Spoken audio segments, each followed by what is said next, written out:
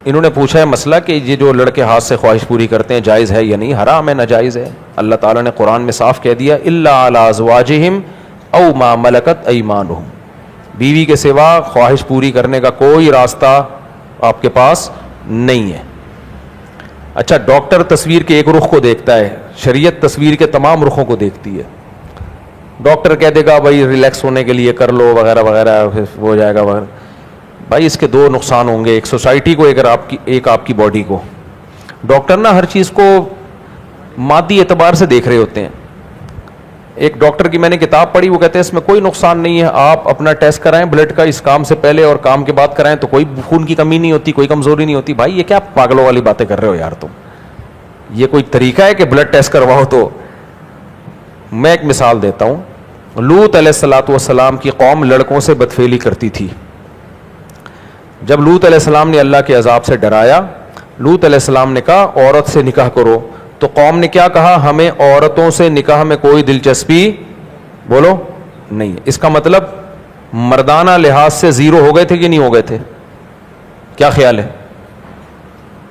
जब किसी को औरत में दिलचस्पी खत्म हो जाए, उसकी शादी हो और उसको दिल ही ना चाहे वहां जाने को, तो यही तो मर्दाना कमजोरी है। हालांकि उनका भी ब्लड टेस्ट कराते तो बिल्कुल रिपोर्ट क्लियर आती। क्या ख्याल है? इससे पता चला कि ये गेम किसका है? जो सेक्सुअली वीक होते हैं ना, जिस्म से ज्यादा ये खेल किसका होता है? खोपड़ी का होता है। अब लूत अलैहिस्सलाम की कौम में क्या, कौन से विटामिन की कमी थी जो उनको औरतों में दिलचस्पी कम हो गई? भाई विटामिन की कोई कमी नहीं, बड़े पावरफुल लोग थे।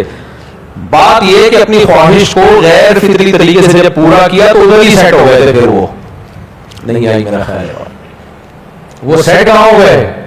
उसी पे सेट हो गए। तभी ये जो लड़कों से बदफेली करते हैं ना, ये कम बहुत मर्दाना लिहाज से जीरो हो जाते हैं। वजह उसकी कि मेंटली तौर पर उधर ही सेट हो जाते हैं ये। तो अब जो हाथ से अपनी ख्वाहिशात पूरी करते हैं, आहिस्ता आहिस्ता मेंटली तौर पर सेटिस्फाई वहीं से होना शुरू हो जाते हैं, फिर वो बॉडी उस पर सेट हो जाती है। तो यार एक बॉडी को अल्लाह ने बनाया, मर्द को औरत के लिए बनाया, औरत को मर्द के लिए बनाया, वो किसी और जरिए से करेंगे तो शादी के बाद फिर वो डिस्टर्ब होंगे उसमें, वो सेटिस्फाई नहीं होता आदमी जो इन चीजों से बचता है, उस तरह से सेटिस्फाई नहीं होता। मेरे सामने ऐसे भी केस आए, शादी हो गई लेकिन वो कह रहे हैं यही काम करते हैं तो हम सेटिस्फाई होते हैं, बीवी पे नहीं सेटिस्फाई होते हैं। इससे बड़ी क्या जिंदगी में तबाही होगी? तो इसलिए तस्वीर के एक रुख को देखा जाता है, दूसरे रुख को देखा नहीं जाता। और दूसरा, सोसाइटी को खराबी क्या होती है? अल्लाह ने मर्द में ये शहवत इसलिए मुसल्लत की है कि मजबूर होकर शादी करे वो। इससे क्या होगा सोसाइटी को फायदा? अल्लाह की किसी बंदी को ठिकाना मिल जाएगा ना चाहते हुए भी। समझ आ रही है बात? ये कहेगा मैं खर्चे नहीं उठा सकता, मैं ये नहीं, लेकिन मजबूर होकर क्या करेगा? इसकी एक मिसाल देता हूं। एक आदमी रोटी का तंदूर लेके बैठा हुआ है रोटी बेचने के लिए। आपको पता है आजकल रोटी का रेट क्या चल रहा है? 20 रुपए। आपको पता है 20 रुपए की रोटी खरीदूंगा, इसका बिजनेस चमक जाएगा, लेकिन 20 रुपए की रोटी मैं क्यों खरीदूं? मैं अपने पैसे बचाऊंगा, मैं पैसे बचाऊंगा, लेकिन उसमें तंदूर वाले का बेड़ा गर्क हो गया कि नहीं हो गया? तो अल्लाह आप पे भूख को मुसल्लत करता है। आप कहते हो यार दिल तो चाह रहा है 20 रुपए बचा लो, खून पसीने की कमाई है, लेकिन पेट इजाजत, ये 20 या 30 ले ले रोटी दे दे यार। फिर जब पेट भरेगा फिर बोलेगा अबे पैसे ही खर्च कर दिए मैंने, ये क्या हो गया? लेकिन शरीयत चाहती है कमबख्त खर्च कर ताकि उस तंदूर वाले को रोजी मिले। तो अल्लाह ने जिनको बेटियां दी है ना, तो अल्लाह चाहते हैं बेटियों को बाप ना पाले, बेटियां जब बालिग हो जाएं तो इनको उनके शौहर पाले। समझ आ रही बात? के लिए इनका घर हो, इनको शौहर की इज्जत मिले, मोहब्बत मिले। अब शौहर क्या कर रहे हैं? लौंडे लपाड़े आता है, पैसे खर्च होते हैं, माँ बाप मना कर रहे हैं, कमबख्त तेरा पैसा तो उधर चला जाएगा बीवी जेब में। हर शख्स पैसा बचाने की फिक्र में लगा हुआ है। अल्लाह ने मर्द पे शहवत इतनी मुसल्लत कर दी और सारे रास्ते शहवत पूरी करने के बंद कर दिए, ना चाहते हुए भी क्या करेगा? शादी करेगा। यूं रातों की नींदें उड़ेंगी, दिमाग खराब हो गया, रोना होता है कमानों का, सड़े दिमागों का, सड़िए लोगों का। तो वो ना चाहते हुए क्या करेगा? अब्बा कर दो, ब्लैक कलर की कर दे अब्बा, कोई बात नहीं, आड़ी तिरछी कर दे, तो वो कहेगा अब्बा बस कर दो। तो ये अल्लाह ने शहवत मुसल्लत की है ताकि तो ये हमारी चाहतों पे ही रखा कि हम जब स्टेबल हो जाए एक्चुअली, तो उससे नुकसान तो लड़कियों का हो रहा है ना। बच्चों के बापों का ऑर्डर, उनके माँ बाप का ऑर्डर है, वो भी बिठा के रखेंगे। इसलिए अल्लाह ने, फितरत ये चाहती नहीं है कि इसमें इंसानों को दखल अंदाजी का मौका दिया जाए। फितरत चाहती है मुसल्लत करो, मख्तू करो, शादी है तुम्हारी ऐसी की तैसी। और ये अल्लाह ताला ये मानते ही हमारे फलसफे ना कि एक्चुअली ये भी एजुकेशन है, एक्चुअली अल्लाह कहते हैं फिर नेचर सबसे पहले है, बाकी सब चीजें बाद में है। इसलिए ये अब आपने हाथ से लगा दिया लौड़े लपाड़े को, तो शादी 90 साल में भी जाके नहीं करेगा, उधर से पूरा हो जाता है उसका हिसाब किताब, तो क्या करेगा जाके। तभी तो देखो 40-40 साल के बुढ़े हो गए, पता नहीं आदमी, हम कहते हैं यार तुम कमबख्तों बर्दाश्त कैसे कर रहे हो तुम, हमें क्या पता होता किस तरह से बर्दाश्त कर रहे हैं, फिर तो वो कहीं और सेट हो गए। ऐसे लोगों को मैं कहता हूँ उधर ही सेट रहो, क्या जरूरत है, अब उधर ही रहो, अब इधर आने की जरूरत नहीं है, सीधे सेट हो जाओ। इसलिए मेरे भाई से अब सुनो, जुम्मे के 2 फर्ज से पहले जोहर की फर्ज पढ़ सकते हैं। जोहर के फर्ज जायज नहीं है जुम्मे के दिन, अगर कज़ा हो गए हैं तो फिर तो ठीक है, अदरवाइज नहीं पढ़ सकते। 1 मिनट की पर्ची मुकम्मल कर दूं तो फिर हमारे क्रिकेटर पर एतराज किया जा रहा है कि ये लोग शादी से पहले अच्छी क्रिकेट खेलते थे लेकिन बाद में परफॉर्मेंस नहीं दे रहे, इनको शादी नहीं करनी चाहिए थी। ये बहुत सारे क्रिकेटर पे सवाल होते हैं। इंतजामुल हक जो था ना, जब कमा रहा था तो बहुत तेज भागता था, शादी होके कहते रन आउट होना शुरू हो गया, वो मशहूर था। लेकिन शादी से इसका कोई ताल्लुक नहीं है, होता पता है क्या है, समझो शादी हो जाती है, सेहत का ख्याल करना छोड़ देते हैं, भूख लगती है शादी के बाद, भूख क्योंकि मेंटली सुकून मिलता है ना इंसान को, तो वो उस भूख में बजाय इसके कि अंडे प्रोटीन और अच्छी डाइट ले, वो ऊट पटांग चीजें फोड़ना शुरू कर देते हैं। अक्सर देखो शादी के बाद अंडे बनना शुरू हो जाते हैं। तो फितरत तो उनको सेहत अच्छी कर रही होती है, भूख लगा के सुकून दे के कि आप अच्छी चीजें खाओ, वो अच्छी के बजाय बिरयानियां फोड़ेंगे, फिर बेगम के साथ जा रहे हैं उधर होटलों पे खाना खा रहे हैं, रात को देर से घर आ रहे हैं, वो बेड़ा गर्क कर देते हैं। वो फिर ऐसी जगहों से चीजें निकलना शुरू हो जाती हैं जो कुदरत ने बनाई नहीं है। वो चीजें यहाँ से एक कूला इधर को जा रहा है, दूसरा कूला उधर को निकल गया, दोनों के साइज में भी फर्क आ गया कूलों के, और तो इधर से अजीब अजीब से। देखो शादी के बाद हाल क्या होता है, तो वो फितरत तो आपकी सेहत अच्छा करना चाहती है। देखो चेहरे पे रौनक कैसी आ जाती है शादी के बाद। तो ये बिल्कुल ऐसे ही है जैसे आप जिम गए, हमारे एक दोस्त है बारीक सा लड़का, मैंने उसको बहुत समझाया जिम जाया करो, बहुत बारीक हो तुम, मतलब नाड़ डाल सकते हैं तुम्हारे जरिए से सलवार में, सिलाई बन चुके हो तुम। मेरा भांजा ही है, उसी की बात करूं, बहुत बारीक सा है ना, आपने देखा होगा।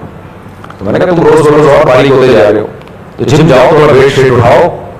तो उसने कहा ठीक है मैं जाता हूं। तो मैंने उसको बोला कि जिम जाने के बाद अगर पराठे ही खाने हैं, बर्गर खाने, फिर मत जाओ, क्योंकि होता यह है कि जब जिम जाते हैं भूख डबल हो जाती है, फिर जो खाएंगे वो बॉडी को उठा करने लगेगा। अब आपने बर्गर और पिज़्ज़ा फोड़ना शुरू कर दिए, फिर तो गलत किस्म का फैट आ जाएगा ना बॉडी में। मैंने कहा गैंडे जैसे मोटे हो जाओगे, तो इससे बेहतर पहले डाइट प्लान बनाओ फिर जाओ। खाना क्या है, तो यही होता है कि जिम अब ये तो नहीं कहेंगे कि जिम जाके आदमी ठोस हो जाता है, मोटा हो जाता है, नहीं भाई, जिम जाने से तो सेहत बनती है, लेकिन उसके बाद आप खा क्या रहे हैं। इस तरह शादी करना तो फितरत है भाई, उससे तो सेहत बनती है और ज्यादा फ्रेश हो जाता है आदमी। लेकिन मुसीबत शादीशुदा लोगों के साथ है कि शादी के बाद ये ठोस हो जाते हैं और फिर खाते लेट खाना शादियों में, और जब भूख डबल हो जाती है तो गलत चीजें खा रहे होते हैं, तो ये अपना नुकसान है इनका। तो इसलिए इसमें शादी को बुरा मत कहें, अपनी खुराक को बुरा कहें। जी भाई कुछ पूछना चाहते हैं? मेरा नाम सैयद ताहिर जमाल है, 70 का रहायशी हूँ। जैसे अभी आपने कहा कि अल्लाह ताला ने एक निज़ाम रखा है ताकि जो लड़कियां हैं उनके भी घर बन सके और सारी जिम्मेदारी माँ बाप पर ना हो, इसी तरह बेवाओं के और मुताल्लिक़ाओं के बारे में भी उन्होंने कहा है कि इस बात का एहतमाम करें कि उनसे निकाह करें। मैंने कुछ अर्से पहले एक बेवा से निकाह किया, चूँकि मेरे पहली बीवी से औलाद नहीं थी, तो लिहाजा जो बेवा हैं उनके 2 बच्चे हैं। तो मैंने निकाह किया, तो इस बहस के ऊपर के घर वालों ने कहा कि ये हमारे बच्चे नहीं हैं, तुम्हारे जाती बच्चे नहीं हैं, तुम्हारे निकाह से बच्चे नहीं हैं। उन्होंने मुझे घर से निकाल दिया और कहा कि हम इनको कबूल नहीं करते। इसके बारे में देखिए, ये मैं बहुत दफा बता चुका हूं, जब आप किसी बेवा से शादी करके उसके बच्चे रख रहे हैं तो आप रखें, अपने खानदान को नहीं पहनाएं वो। ये फिर लिमिट को क्रॉस करने वाली बात हो जाती है। आप पहली बीवी को भी जबरदस्ती दे सकते हो, क्योंकि इंसान सिर्फ अपने बच्चों को पालने का मुकल्लफ है, दूसरे के बच्चों को वो क्यों पाले? पालने तो बहुत अच्छी बात है, सवाब की बात है, लेकिन जब नहीं रहे तो आप जबरदस्ती थोड़ी कर सकते हैं।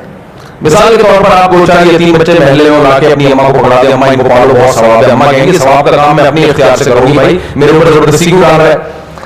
तो ये मैं कई बार बता चुका हूं कि किसी बेवा तलाक याफ्ता के बच्चों को जब पाले तो फिर वो अपनी पहली बीवी को उसकी मर्जी के बगैर नहीं पहनाए जबरदस्ती। उस पर लाजिम नहीं है कि वो आपके सुतेले बच्चों को पाले, बल्कि उस पर यह भी लाजिम नहीं कि आपकी दूसरी बीवी से जो बच्चे पैदा हो उनको भी जबरदस्ती पाले हो, ये भी लाजिम। आप जिम्मेदारी उठाएं, उनको अलग रखें।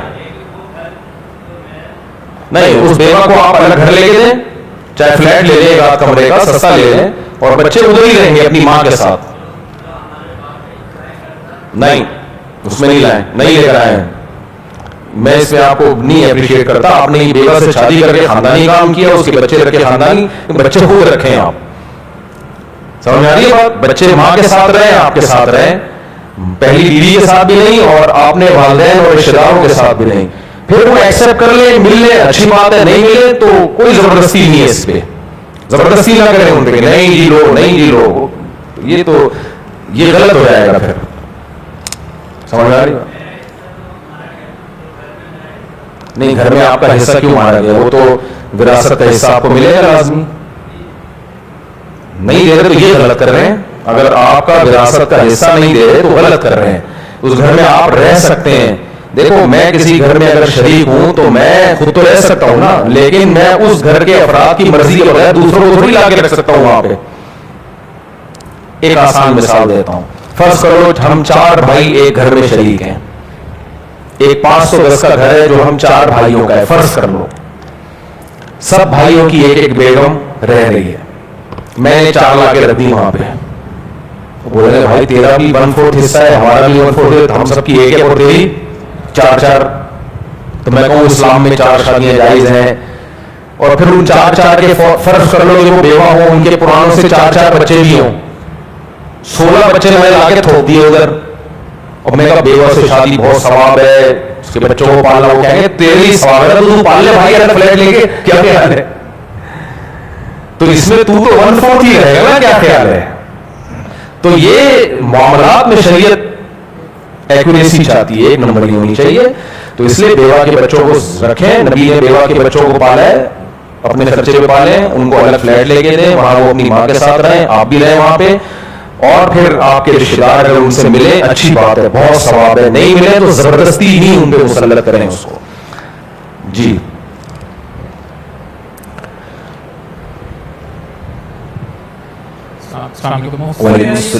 सफर और जंगी सूरत के अलावा जो जोहर और असर की नमाज और मगरिब इशा की नमाज इकट्ठी पढ़ सकते हैं? देखें, मगरिब, जोहर और असर की नमाज और मगरिब और इशा की नमाज इकट्ठी पढ़ सकते हैं या नहीं पढ़ सकते, ये मसला भी मैं रेफरेंसेस के साथ रिकॉर्ड करवाऊंगा। मैं तैयारी की लिए टाइम नहीं मिल रहा, तो पूरे रेफरेंसेस के साथ उसका खुलासा फिलहाल आप ये समझ लें कि बुखारी मुस्लिम की सही हदीसें हैं जिनमें है कि नबी सल्लल्लाहु अलैहि वसल्लम ने जोहर और असर को मिला के पढ़ा है, और बात सहाबा ने भी मिला के पढ़ा है। ये तो बात साबित शुदा है, लेकिन उस मिलाने का मतलब क्या है?